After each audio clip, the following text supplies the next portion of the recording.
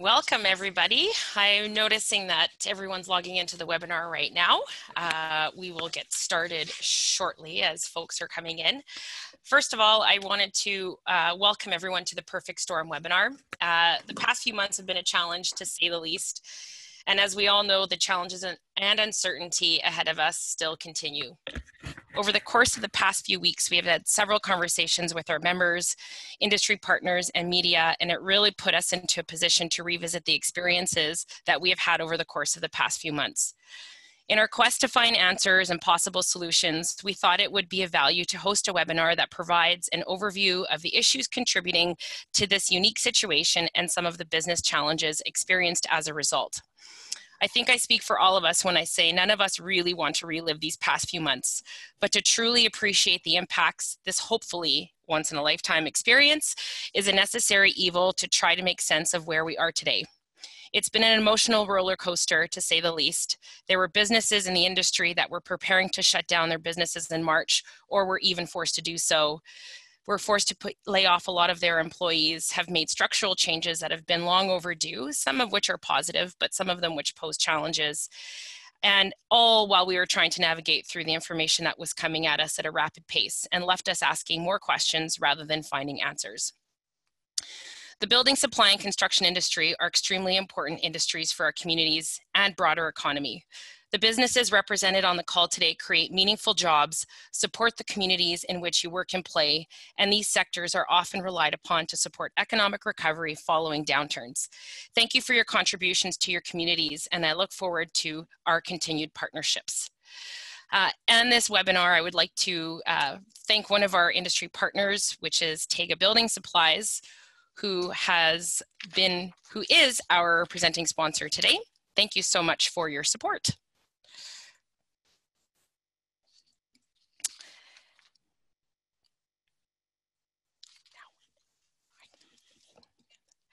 So before we move into the presentation, we also wanted to take an opportunity to provide you all with an update on one of the new education courses that we have recently implemented in partnership with Sask Polytech. It's an online course that focuses on the Building Science and Energy Efficiency Awareness course. There's a focus on the National Building Energy Code, and it's intended to help those folks who work in estimating and various parts of the building industry to provide some of that understanding on how building works and make sure that some of the National Energy Code are, in fact, continuously applied in the various regions. If you're interested in more information, you can visit our website, WRLA.org, and click on Education to find more information. So today, the purpose of our presentation is to provide you an overview of how we got to where we are. There's various challenges that the forestry and lumber industry are facing, and we'd like to provide a little bit of a timeline of factors. There's some transportation pieces in the supply chain that have brought us to where we are today as well. We're going to learn a little bit about understanding lumber as a commodity. We're going to learn a little bit more about lumber, OSB, and plywood from a dealer's perspective, along with the challenges it's created, and stumpage fees 101. At the end of this presentation, we will have the opportunity for questions and answers. And for housekeeping, if we do run out of time, we will be sure to provide you with the responses to the questions that we may not be able to get to during this webinar today. So to introduce today's speakers, we have Mike Almond, who is the GM of National Sales for Canfor.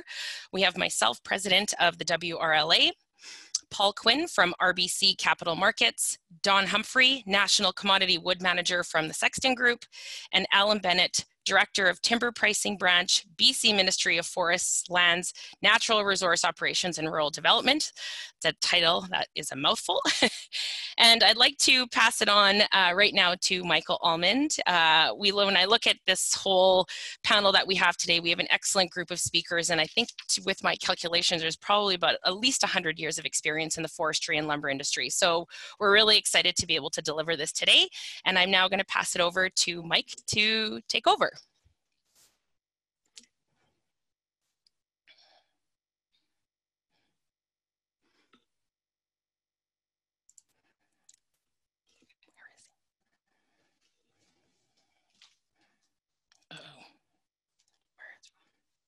I don't hear him. Let's unmute. Okay. Mike, are you there? Hello, sorry, I didn't realize the *6 function. Thank you, sorry. Mike, you might need to hit unmute on your mic. Apologies for the technical difficulties we're experiencing. Yeah. I'm unmuted on my phone, and I hit *6 to unmute. Can you hear me?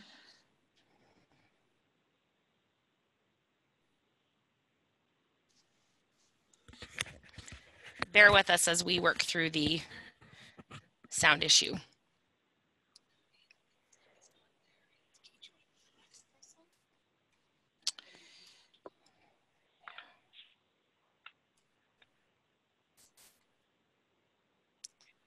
was working.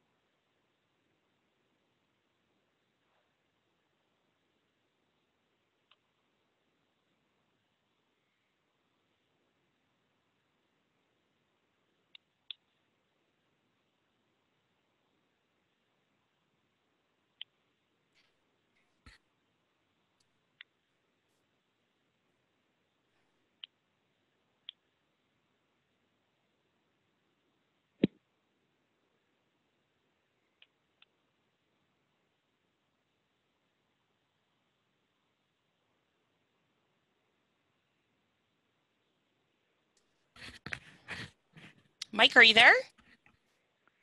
Yes. Oh, good. Okay, sorry, I couldn't hear you on my broadcast. I will pass it over to you now. Thank you so much. Thank you. And yeah, just a good point there about the full screen. If we can just see the full slide deck instead of the next slide. Is that just for or is that for everybody? Okay, well, I'll keep going. Again, thanks everyone. It's obviously an extraordinary time to be discussing the lumber market and a very timely opportunity to share and communicate. It sounds like we're all good to go. So again, I hope everyone's doing well and staying safe. So what I wanted to talk about today really was just a little bit of background on the BC supply situation from a Canfor perspective. Certainly there's a much more expert panelist on stumpage and the forestry side. So good to have some extra communication on that. And then a little bit more on the demand side from what we're seeing. I'm the general manager of North American sales. Operating about 2 billion board feet of sales into both Canada and the US. And obviously just been a very extraordinary 8 months as we're now into September. It feels like a full year of events already. There's still 4 months to go. So yeah, a very extraordinary time. The key aspects for the impacts on supply as we see it from a BC and Alberta footprint, we operate 10 sawmills in BC and Alberta, small communities. Really what we've seen, just to cover off, is kind of the evolution of the mountain pine beetle epidemic that we've been experiencing over the last 20 years. Really, you know, some of the wildfires that we saw in the BC interior, specifically in 2017 and 2018, further reducing our harvest levels, specifically in BC. I want to talk a little bit about what's going on presently in 2020 with how we shift into the COVID events starting in late February through March, and a little bit on where we're going to go And then I'll talk to a little bit on the demand side, but I'll keep it pretty tight here. So next slide, please, Liz. So this is a little snapshot that we look at harvest levels in BC, obviously in cubic meters of logs, and what we have done, and just to put it in simple terms for simple sawmillers, was just millions of board feet. In this case, billions of board feet of production on the left scale. You can see for BC, so this is Western SPF lumber production, back in the boom years of 05, 06, when we were over 2 million housing starts in the U.S. BC lumber production was, between 14, 15 billion board feet. Obviously, at that time, we were harvesting a lot of mountain pine beetle in a massive salvage effort to keep the quality of the log before it deteriorated. We obviously met the events of 08 and 09 and had to curtail harvesting and obviously severe curtailments in lumber production through the Great Recession. Kind of recovered back up to that 11, 12 million board foot pace in 15 and 16, and that's sort of what we were looking at from a BC harvest level going forward, knowing that if you're managing the life cycle of timber over a 70-year life cycle, we had over-harvested to salvage the mountain pine beetle, and therefore in the short term, for a 10 to 20-year period, we needed to have some under-harvesting to manage that long-term life cycle. What actually happened, if we go to the next slide, we kind of thought we were going to be operating at a 9 or 10 billion board foot pace, but the reality is that dropped off significantly in 2018 into 2019, and where we are today in 2020, owing really just to higher log costs, demand in 2019 in general. There were significant curtailments in 2019. Much of them permanent closures, really all to do with supply. So the annual allowable cut was reduced, and then it's been reduced a few times over the last couple of years, again to account for the mountain pine beetle and the wildfire impact. And really what's happening is, in 05, if we were operating at 14, 15 billion board feet in BC, I would say probably today going forward, the new normal is probably 8 or 9 billion board feet. So there's been a significant reduction that's been in the works for over the last 5 years, and will probably remain at somewhere around that level, like a 9 billion board foot production pace longer term. So medium term, say over the next 10 to 15 years. So what we've really seen in the second part of the middle graph there is the shift from the left-hand side of the mountain pine beetle, lower quality, kind of more commodity, number 2, number 3 stud production. That was all, MSR production for sure, coming out of some of the strength values of lodgepole pine.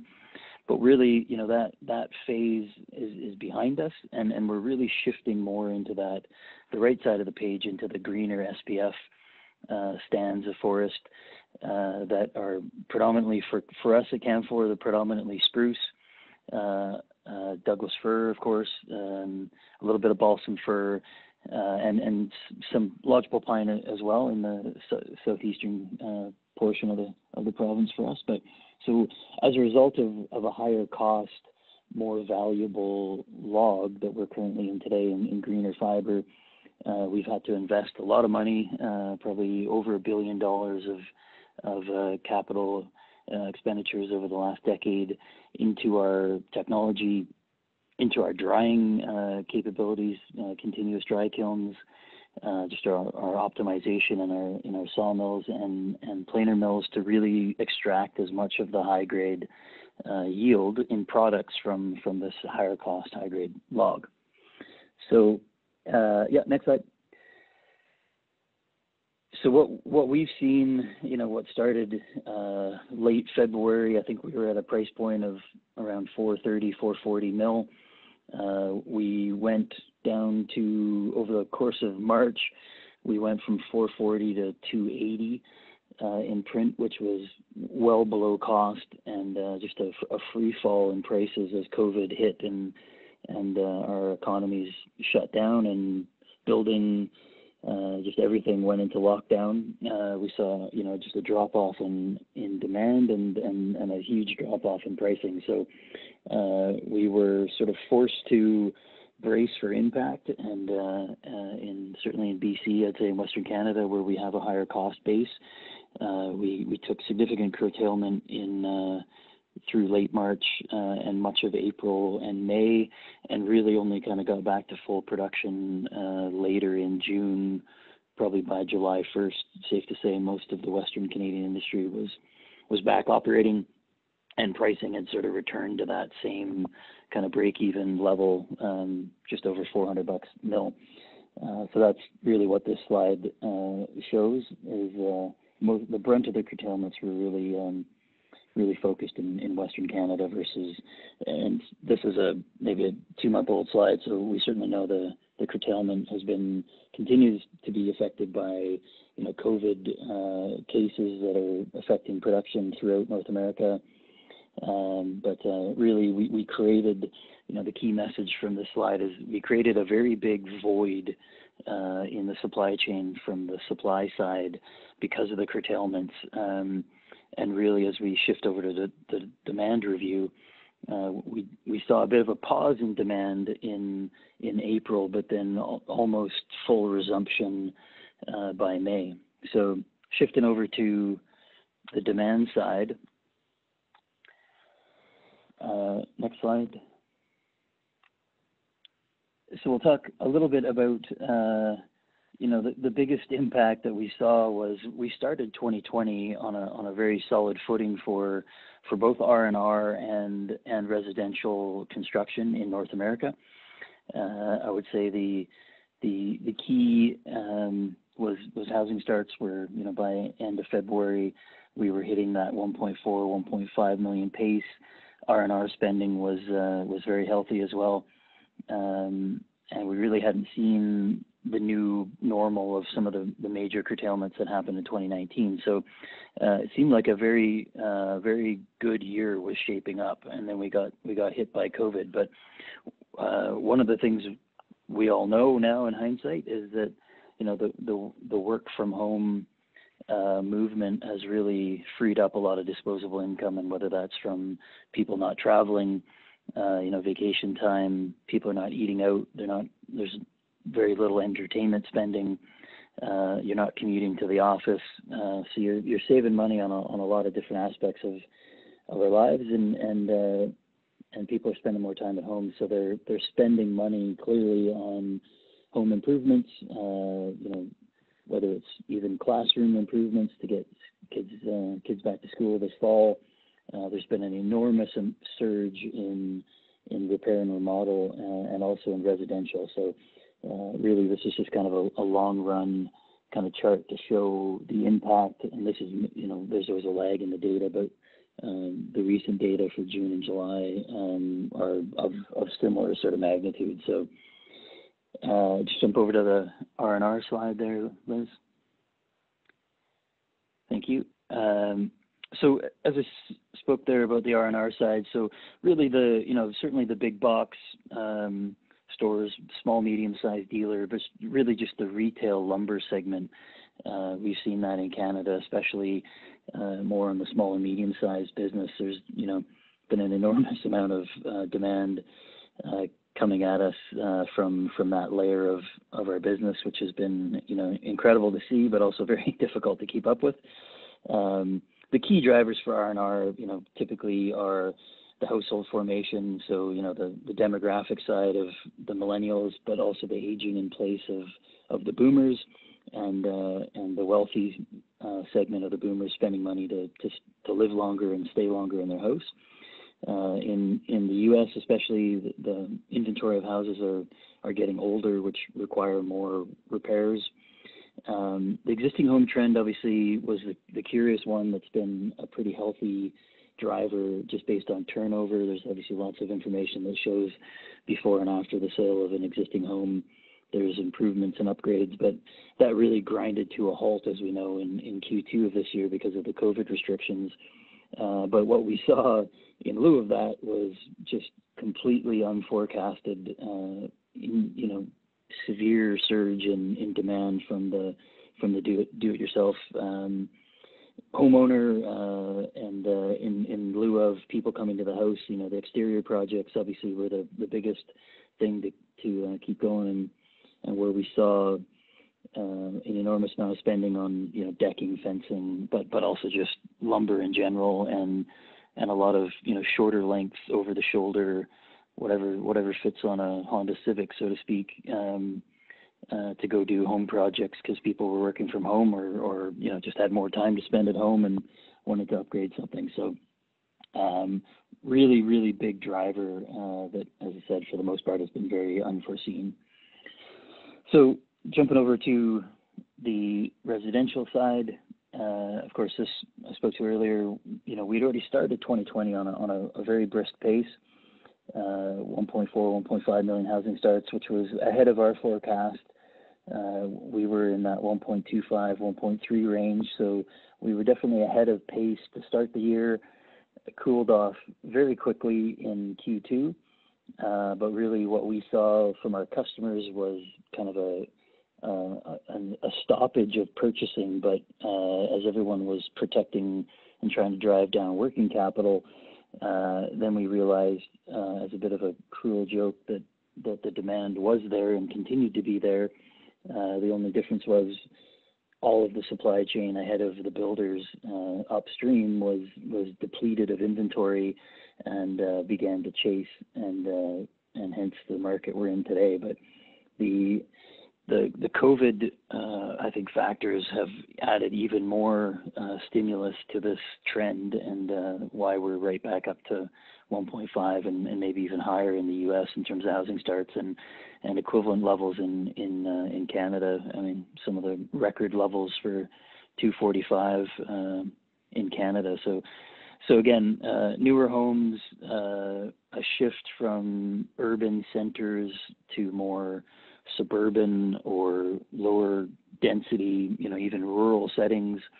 Affordability is a big factor. If you don't have to live downtown somewhere to commute to an office because you don't have to go to the office anymore, you can work from home. There's mass appeal to getting out of the cities and moving to somewhere. And for a lot of the millennials or first-time home buyers, that's a great thing because they can that's much more affordable. So.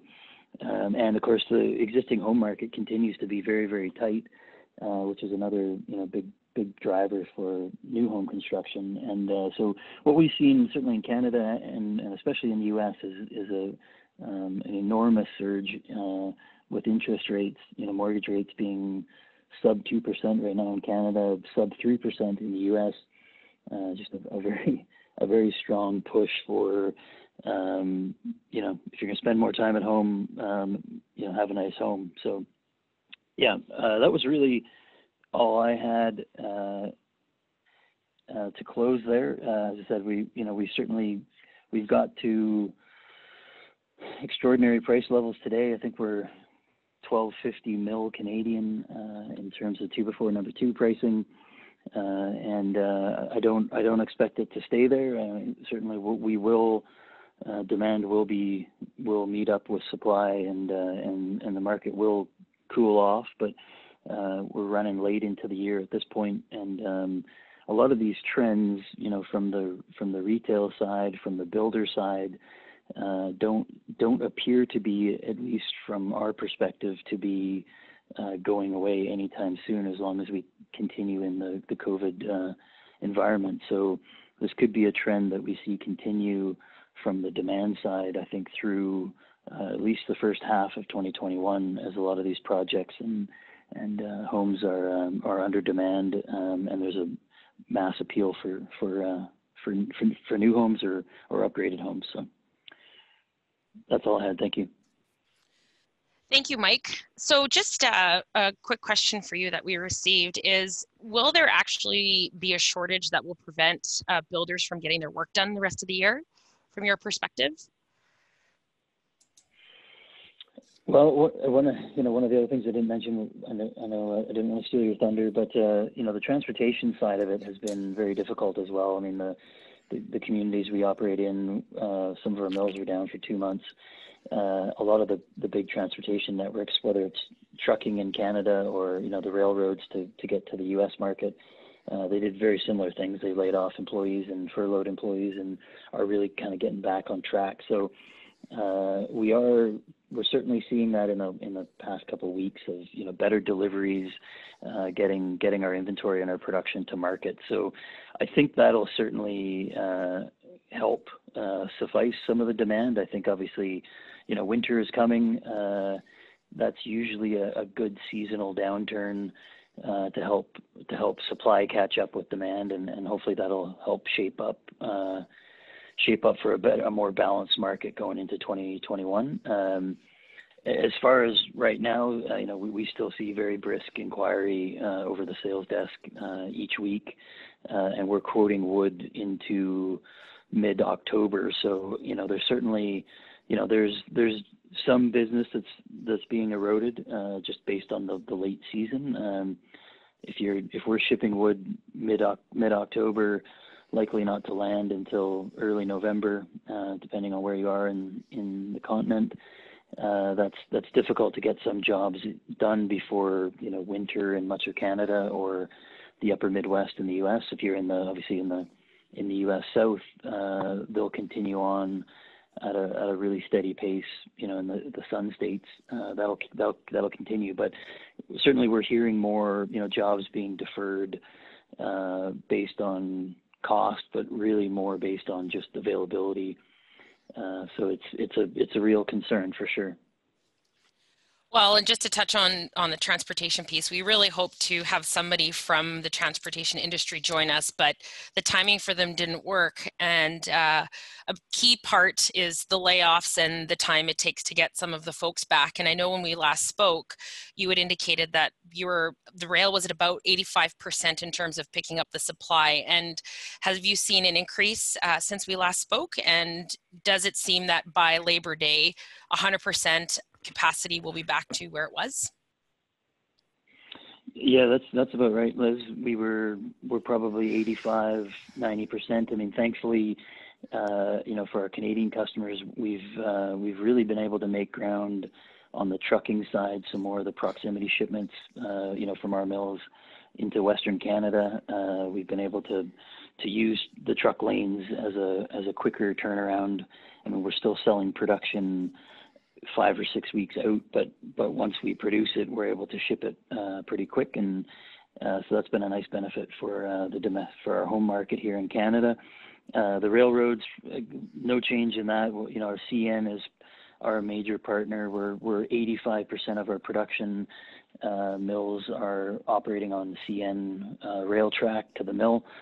And our last indication last week was that they really don't expect all of their crews back to work until just after Labor Day. So hasn't really been a car supply issue as much as it's been a network function and just the staffing and the crew side of the transportation system. At the right place at the right time, moving the right product. So.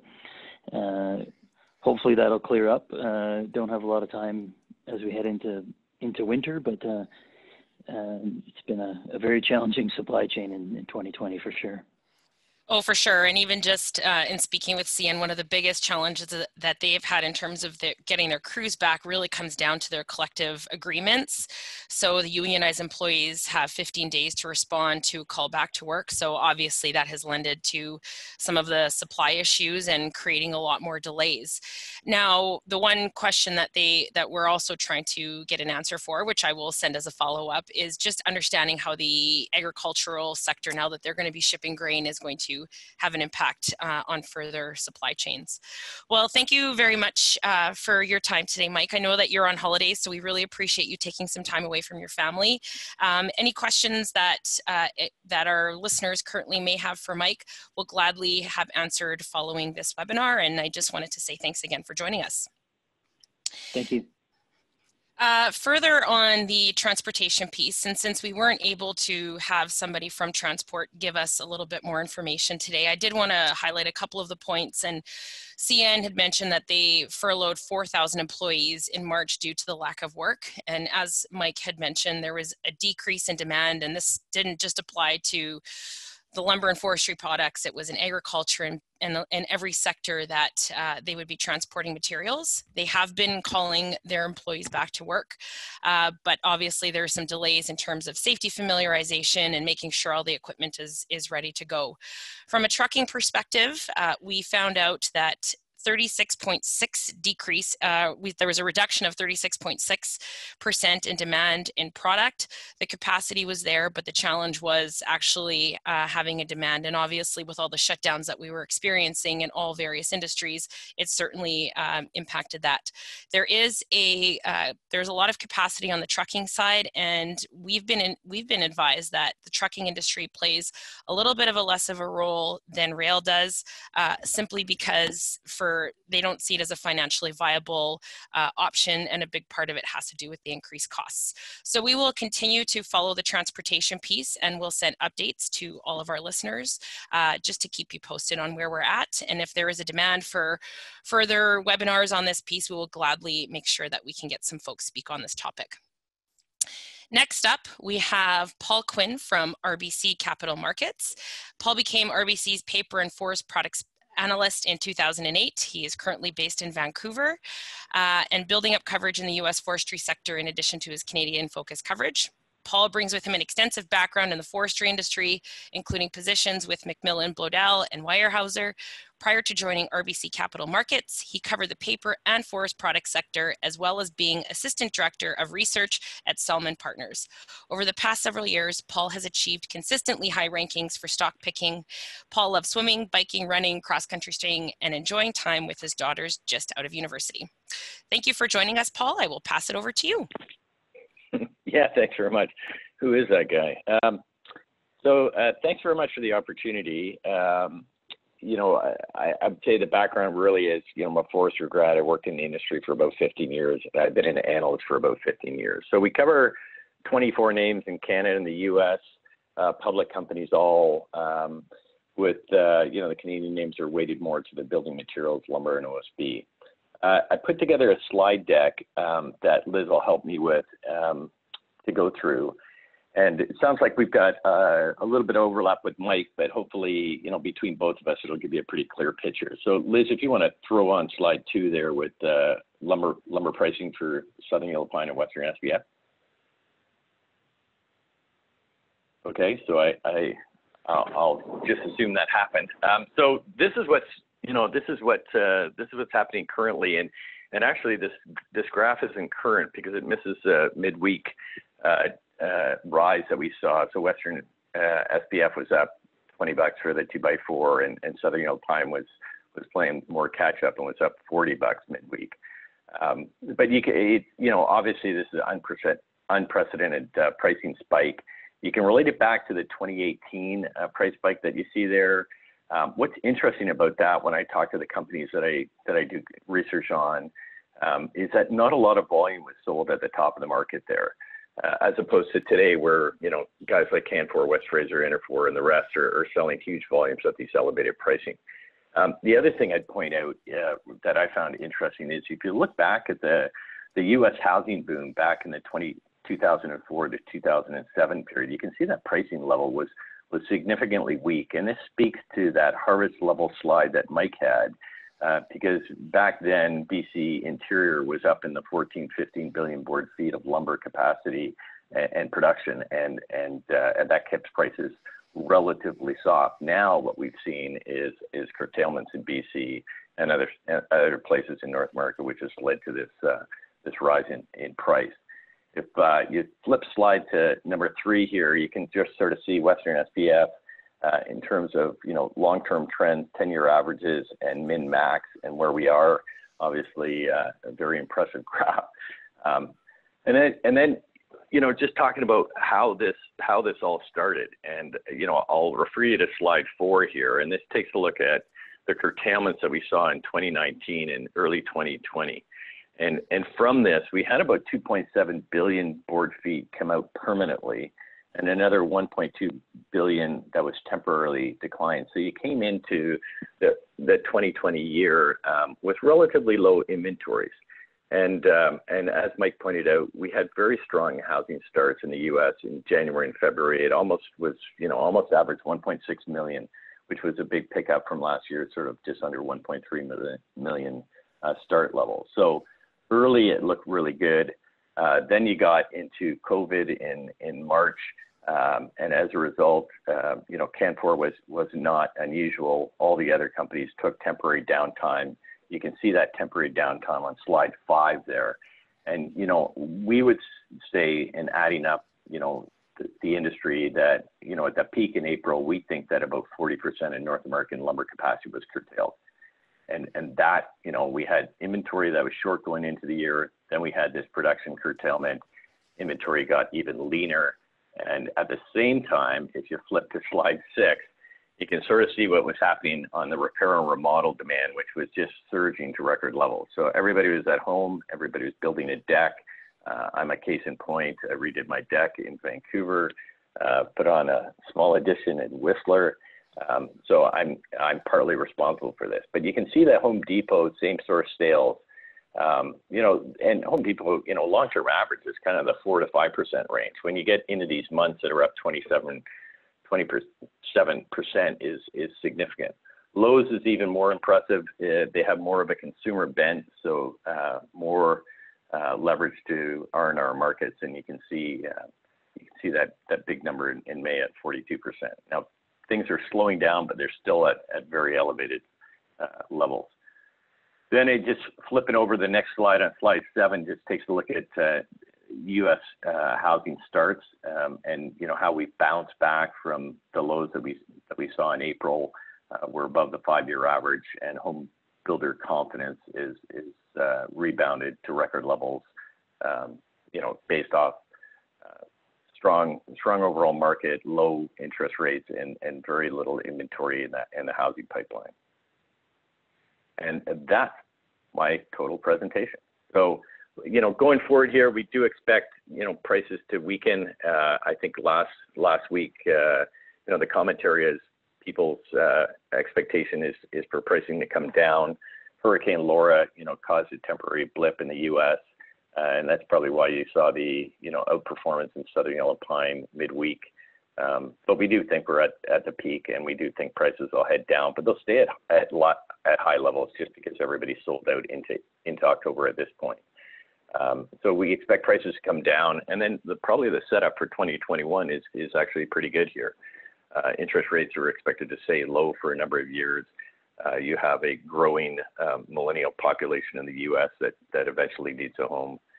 So barring, you know, COVID-19 part 2 or part 3, or any kind of recession that could come out of a U.S. election surprise, things are looking very good in 2021. I'll leave it there. Thanks. Thank you. That certainly answered some of the questions, because we've had a few questions about what 2021 might look like, or if pricing is going to come down. So based on what you've provided to us, it looks like we might be heading into a little bit of a reprieve here. Thank you so much. We're going to continue to move on with our speakers. And next up, we have Don Humphrey, who is Lumber, OSB, and Plywood, National Commodity Wood Manager for the Sexton Group, who's going to speak to lumber, OSB, and plywood from a dealer's perspective and some of the challenges that has created. Don has had over 25 years of experience in the industry, with roles ranging from truck driver to president of Turkstra Lumber Company in Southern Ontario. For the past 20 years, Don has been deeply involved in the commodity wood markets and now provides market advice to the members of the Sexton Buying Group. Don oversees the group's pressure-treated and engineered wood programs. Don also lives in BC. All of our speakers live in BC, and definitely enjoys spending some time with family. And I'm so sorry, I just went a little bit ahead. So Don, I'm going to pass it over to you. There you go. Why don't you jump to the next slide right away? Thank you, everyone, for your time today. So what I'm going to talk about today is really what the dealers are seeing as effects of the price increases on sales, cash flow, and price and profitability, and the effects of supply shortages on sales and business operations. So with the next slide, please. There we go. All right, so we're going to start with the price increases. I am looking at price and supply as two separate issues. On the sales side, as you heard already, residential construction has yet to be significantly affected by the price increases. I think if you look at it, the price of lumber, even at double the number it used to be, is still a relatively small percentage of the overall cost of new home construction once you count the land and everything. And so residential construction, we aren't seeing a lot of drop in demand from prices as of yet. That said, we are seeing a rising portion of the do-it-yourself projects being deferred until next year. A lot of people that are doing projects on their own, the prices are starting to scare them off now. But realistically, that's starting now, and still a small percentage of the jobs getting deferred. And as the previous speaker said, R&R business looks good and remains to look good going forward. The other challenges we're seeing on the sales side is dealers are no longer able to provide long-term pricing. With the speed of the increases, one of the big problems, a lot of dealers give, monthly, 2-month, 3-month or project pricing. A lot of that is no longer possible and changing the way we're doing business. And large monthly price jumps are a massive challenge for the customers' budgets. We're seeing issues. We're hearing customers come back with construction mortgages that are no longer able to continue as they had planned. On a cash flow and profitability side, we're seeing value of payables rising quickly. Obviously, a truck of lumber that used to be 20,000 is now 45 or more, and that's having dramatic effects on the payable side. And at the same time, receivables are rising quickly because, clearly everything we're shipping out is costing twice as much for the customers. Margins for now are holding. It's nice that our average costs are lagging the sell prices in a lot of cases. But at the same time, downside risk, as we're also already heard, that we are expecting these prices to soften in time. And we're all expecting the downside risk to grow as we see that change. And finally, I lost my screen there, Liz, but finally, forecasting for 2021, we're getting into the time that we would start looking at 2021 business. And unfortunately, it is very hard for anyone to put a number on what customers can expect to see for pricing for 2021. And then if I could ask for the next slide. And again, Liz, just so you know, I can't see the slides in front of me. But the next slide is effects of supply shortages on sales. Dealers are supporting key customers first. We're seeing lots of instances where dealers have had to make the decision of who their limited supply can go to. We've seen some larger dealers choose to stick with the contractor business and starting to turn their back away from the do-it-yourself and retail business. Larger projects are being deferred because dealers are unable to quote projects not knowing if they have the product available to supply them. Projects are taking longer. We're seeing a lot of cases where, a house is under construction, we've got stockouts on OSB, and because of that, there are delays because of that. Dealers unable to commit to future business, as I already said, when someone comes up and is quoting a new project for December or January business, if you don't know if you have supply, it's very hard to quote those.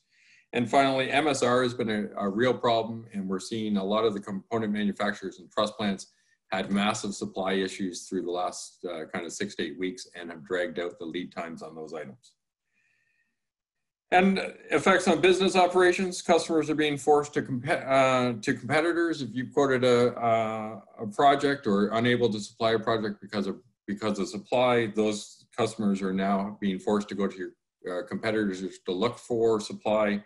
And there's always a chance that that will be bad for us in the long term.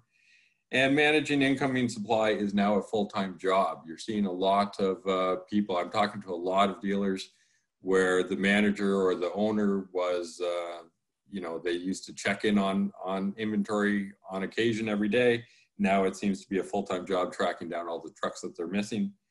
And and a lot of dealers are finding that they need to, or they want to grow the list of suppliers they use going forward. A lot of people have had all their eggs in one basket from a supplier standpoint, and a lot of people are now saying that going forward, they want to have multiple multiple suppliers lined up in case the supply issue reemerges for next year. And then for the next slide, and I just threw this in because I think it is important. It's not something I'm going to address because I wouldn't know how to, but as dealers adapt to the issues already discussed, the additional stress on dealers, their staff and customers is growing. Concern for managers and owners is a growing concern for managers and owners across the market. And with that, thank you. That's the end of my presentation. I'm happy to take questions. So.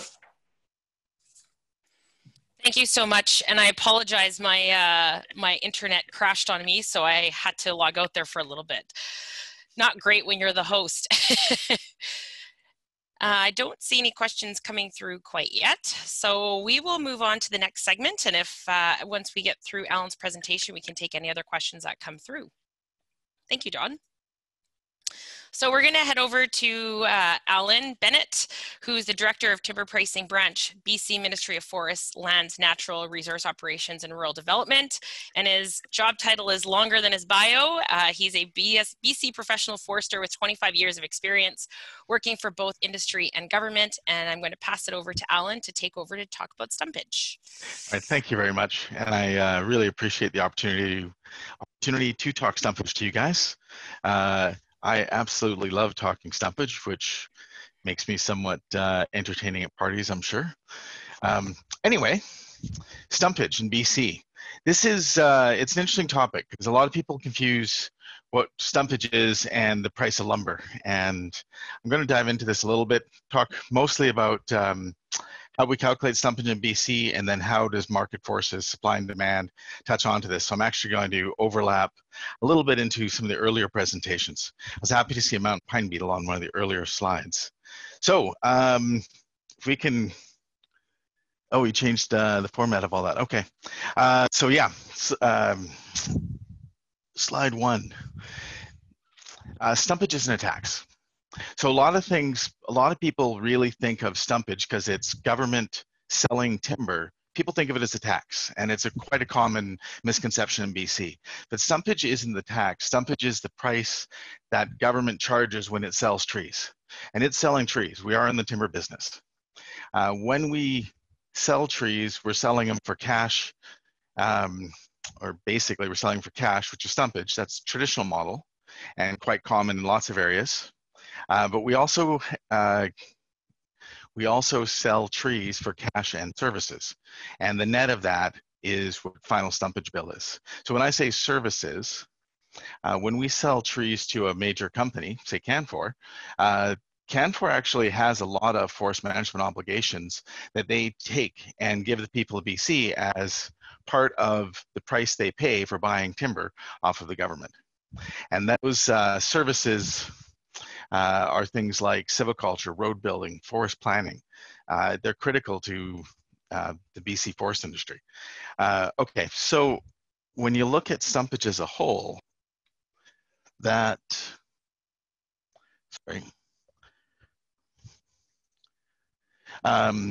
yeah, so the other thing we do in BC though is we have a market pricing system. Our goal is to sell those logs at market value. It's not the market value of lumber though, it's the market value of the logs. And so that's the whole point of our stumpage system. Now, a couple of key things though, licensees, they basically pay for harvesting and transportation. They're the ones that are effectively, we sell the trees on the stump. So out in the bush, they buy the harvesting rights off of us and give us cash for the value of the trees as they sit in the bush, and give us the, and then we take off the value of the services. So if we flick to the next slide, please. This is what it all means in more technical terms. So our in BC, we auction off 20% of the timber through an organization called BC Timber Sales. And all we do is sell the tree standing. There's no obligations attached to it. And we collect data from that we use to price the rest of the timber.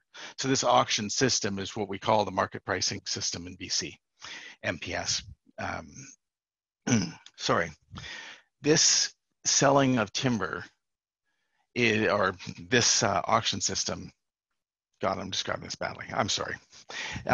We sell 20% of the timber through BCTS. We then take those data points and using regression, we generate what we call the estimated winning bid equation. And there's really two things that it does. One is we know for all these all the timber that we sold, we know what stand conditions. So we know how good the trees are, how much volume there is, how hard they are to log. We have all that information. We also know what the market was at the time of sale. And so by putting those two together, we can build an equation to actually price timber. And that's key because you need to know the market as well as what the stand conditions are. Now, the next thing we have is what we call tenure obligation adjustments. Once again, these are the services licensees provide us. Stumpage is really just the value of the tree standing minus the value of those services. And it's all maths to get to there. So updates, though, is where things get a little bit more tricky. We take our that annual equation, or that equation, the estimated winning bid, we update it once a year. We take all the previous year's bids from BC Timber Sales, put it into the regression equation, and recheck the equation. In the interior, it happens every summer, in July 1st. On the coast, it happens at the end of in December. Now, at the same time, we also do a log cost survey to collect the cost of these services the licensees provide us, and these costs are then implemented into, we generate the costs and we publish them once a year as here's what the rates we're paying for silviculture or for road building are. Then though, because the market changes a lot quicker than that, we update the market variables once every quarter and update stumpage every quarter for all active cutting permits. So that's where you see sort of the ups and downs coming in with stumpage coming through. So a big market variable is the price of lumber.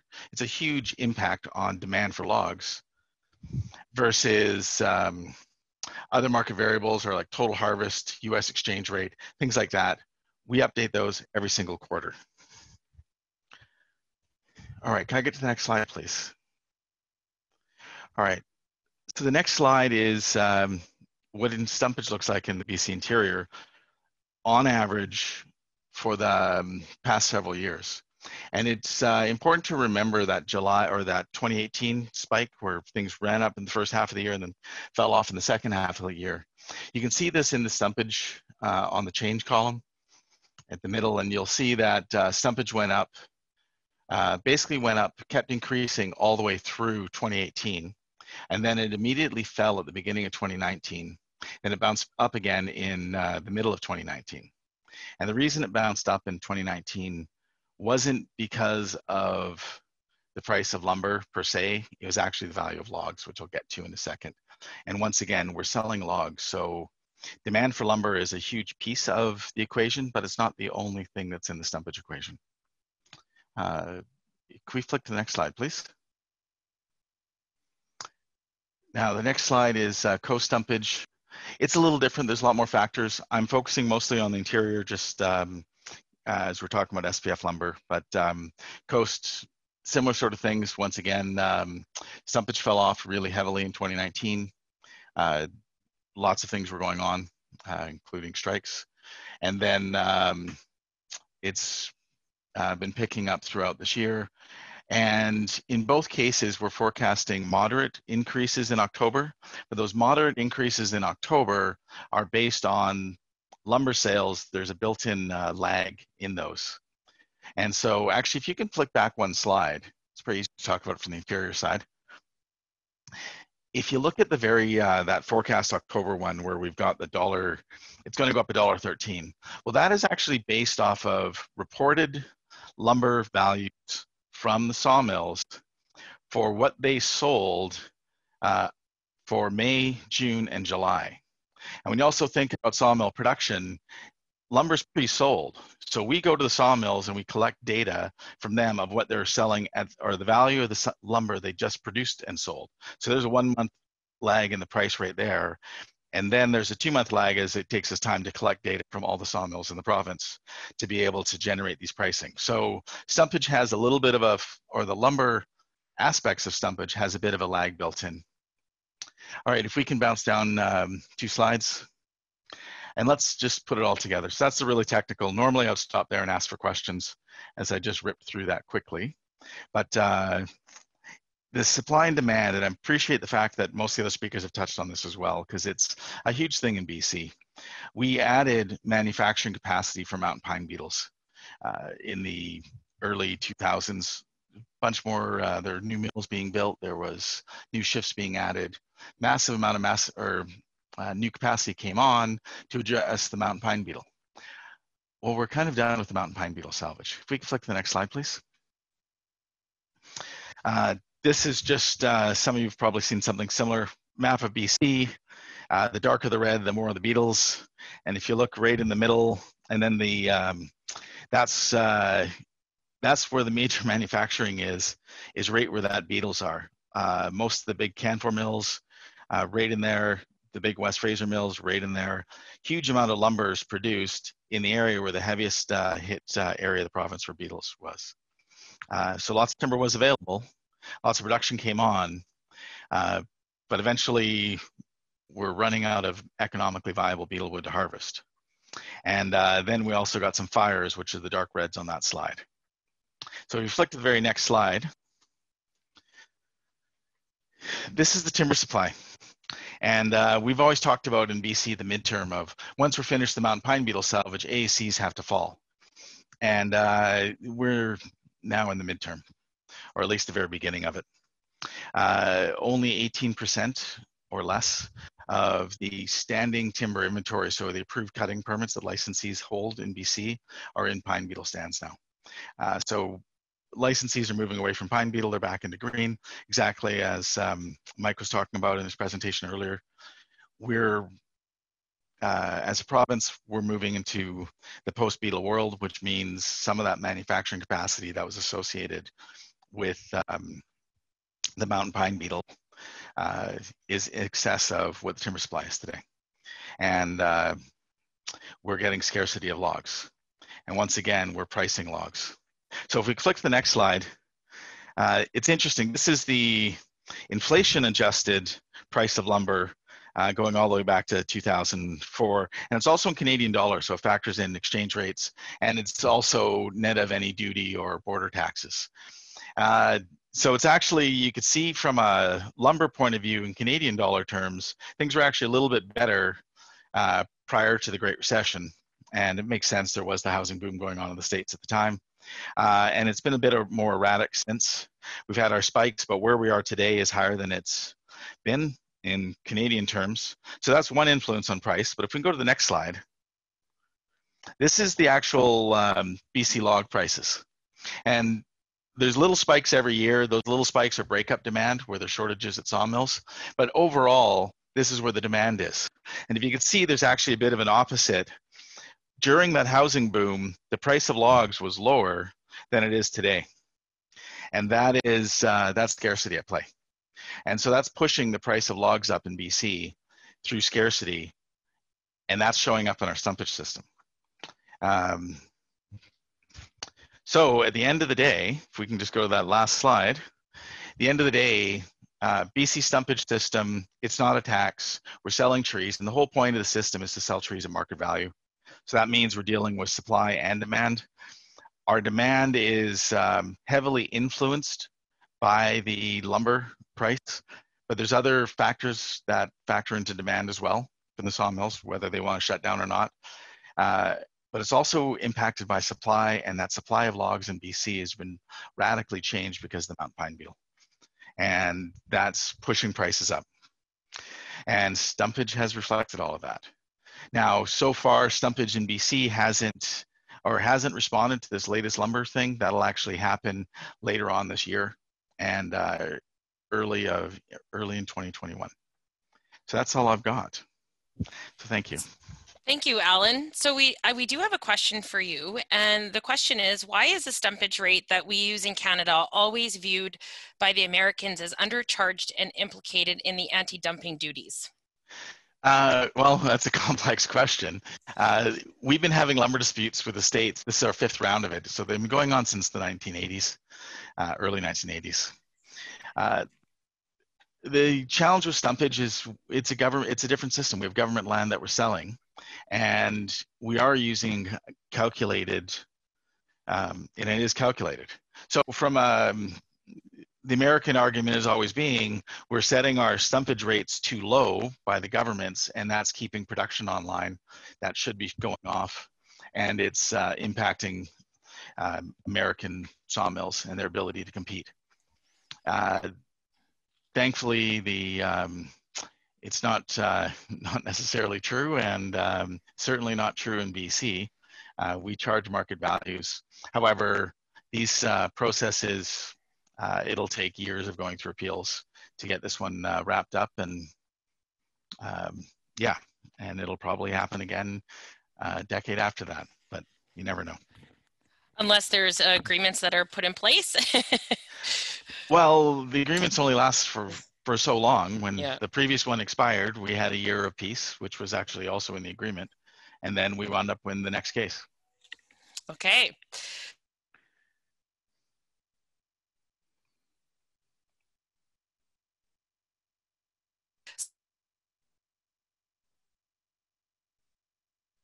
Are there any other questions? So the other question that has any of this affected slipped at all? And is that but one of the questions that we received has, hello? Hello? Yep. Can you, okay, sorry. The other question was, has any of the lumber grades, will they slip as a result of what we're experiencing? Well, I'm not the most qualified to answer that question. It's probably a better one for the Canfor person. Okay.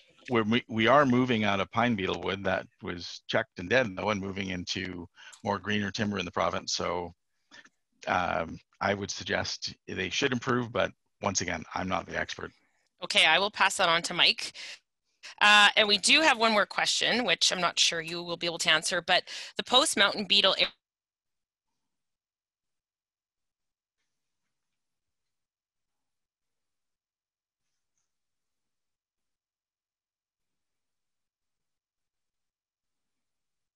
era sounds like we might be, will there be materials?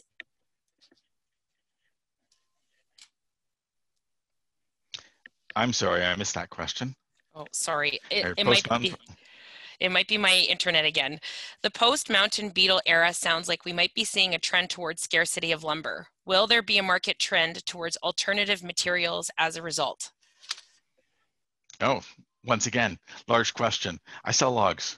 I would strongly suggest the other panelists are far more qualified than me to talk on that one. Don, would you have a response to that question? Or insight? Yeah, well, I'll make a comment to it. Certainly there is always people looking for alternatives to lumber. You see, different ICF and other, zip panels and other things trying to lower the amount of wood in a house. You even see steel joists and such things. But at the end of the day, up till this point, lumber is not only a very effective building material, but is still a very cost-effective building material up till this year, anyways. Very cost-effective building material for most of our needs. So yeah, will we see some? Yes, but to take over the entire lumber market that's billions of board feet in size, it's not something that we're going to see significant change in over the next couple of years, in my expectation. Thank you. We have another question for Alan. Can you explain the difference in stumpage between BC and Alberta? Kind of. Alberta updates themselves every month, and it's primarily based on the straight up value of US lumber. Are you guys able to hear me on that? Yes. Perfect. Yeah, and it uses, so it's updated monthly. It uses the random lengths published price of lumber. So it is quicker to the market. I gather right now it's up in the $60 range and likely to go higher next month. BC's system is like BC has a more diversity of trees than Alberta, and a more complicated pricing system to try to value those trees appropriately. Thank you. Do we have any other questions from the audience? We do have a poll up on the screen if you wouldn't mind taking a moment to respond to it. We'll give a couple more moments for questions, and if we don't have any more that come through, then we will sign off.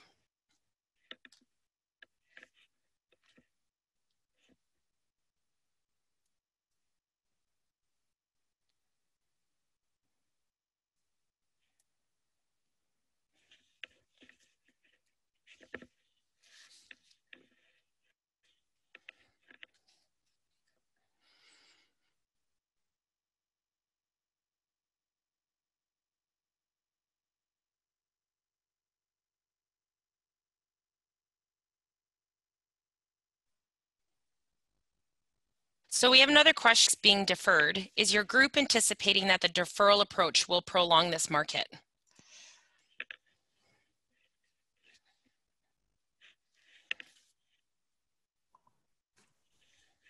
Can you repeat the question for me, Liz? You betcha. With your observation of some projects being deferred, is your group anticipating that the deferral approach will prolong this market? Potentially, very much the chance of that. You know, I was talking to a member this morning about, you know, there's projects now that would normally get wrapped up this fall are certainly going to now extend into January, February, and March of next year. The real question is the supply and demand, and that will be based primarily on what U.S. demand continues to look like and what supply can get themselves up to. As we go into the fall, you know, I think there is an expectation that demand will seasonally decline. And if production were to remain high, we don't see that that would be a massive issue. But at the same time, given the high levels we're at now, it would take a significant decrease to get back to what I would consider normal levels. So I would think that this market, it's a long-term thing before this market goes back to what I would call traditional modeling. So one of the other questions that came for you is,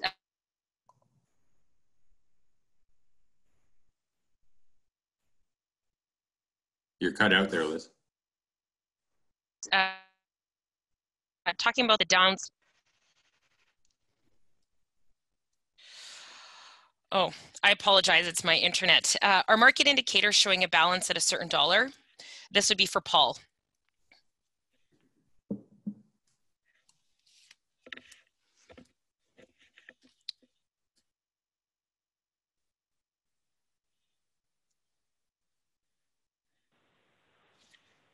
Yeah, sorry. Kind of missed that question because I wasn't expecting it. Can you maybe repeat that, and I'll make an attempt at answering. Sure. Are market indicators showing a balance at a certain dollar?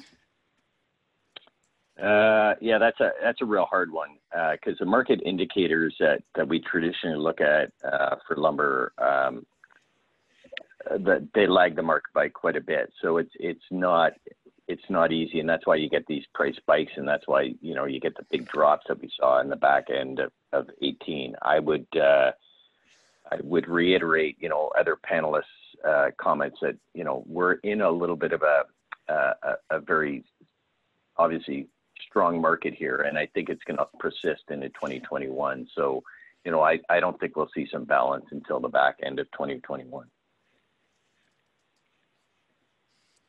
Thank you. I'll wait to see if there's a follow-up question to that, but I do have one more question for Dawn. Dawn had indicated that you had indicated you're expecting some downside coming. Do you have a best guess as to how much downside we can expect as an industry? I'm going to say no to that. Right now, as Paul said, a lot of the indicators that would give us a sense of where the market's going to go are lagging indicators, and it is very hard at this moment, not knowing what demand is going to look like going into the fall and not knowing what supply is going to look like going into the fall. It's very hard to make a judgment of what the next price move is going to be and how big that move will be. Inventories in the pipeline are just so tight that even if the market did start to fall, where traditionally PO books would get hidden away and wait for the market to come to their appropriate price for them, with the pipeline so tight and so little inventory on the ground, buyers are going to have to be in the market every week, which could prevent the market from seeing a big correction in the short term. Thank you. I don't know if there's any other follow-up questions to that. I haven't seen any come through. But in the meantime, we did have 89% of our attendees respond indicating they'd like to see regular updates on these topics. So we will continue to make sure that we bring those to you. And if there are no further questions, which I haven't seen any come through, then I just want to say thank you to everyone for joining us today. We really appreciate you joining us. Thank you to our speakers for sharing your knowledge. If there are any questions post-event, please feel free to send them my way. I'll be happy to get responses for you and send out a follow-up report. So thank you so much. I hope everyone enjoys their upcoming long weekend, and we thank you for joining us.